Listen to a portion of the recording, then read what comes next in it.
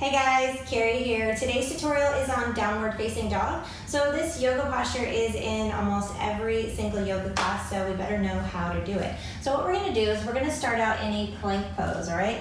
So it's pretty simple to get into this posture. However, it's not really a simple posture. After many years of practice, downward dog can feel like an actual rest posture, but when you first start it, it's not so restful, okay? So don't feel bad if that's how you're feeling. You're gonna place your hands right underneath your shoulders, and you're gonna step all the way back, okay, into a plank pose.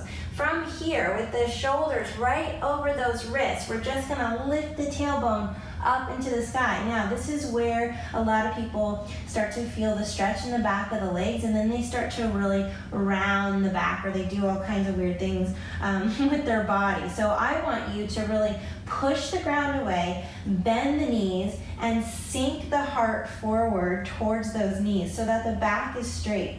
All right, if you have the flexibility, the feet can come down to the ground, but if you don't, I want you to bend the knees. I want you to think about drawing your ribs in, so we're pulling in through those ribs, and we're straightening and pressing the ground away. And now our eye gaze, what we call drishti, is gonna gaze at the toes, the knees, or maybe the navel. If your heels are down, you're drawing your ribs in, you can gaze up towards the navel. So we have an inward spiral of the inner thighs, and you're really actively pressing the ground away, all right? We usually hold this posture for about 5 full breaths in most yoga classes, okay? But again, I can't stress to you how important it is to just bend the knees rather than round the back, okay? So a lot of times you'll see this, and what you can do is take your camera or your cell phone, or however, maybe look in the mirror and notice if your back is rounding, and then see if you can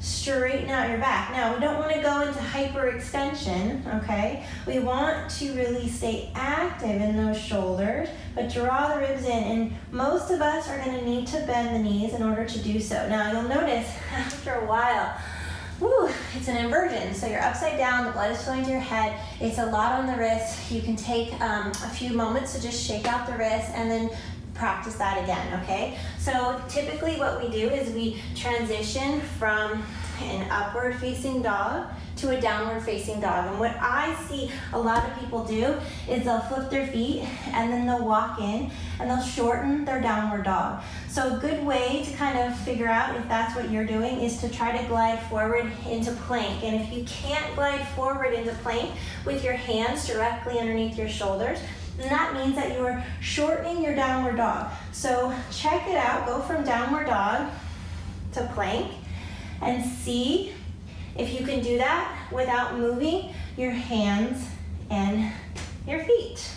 And that's how you'll know if you're in a nice downward dog form. All right, so I hope that helps out today, and good luck with your downward dog.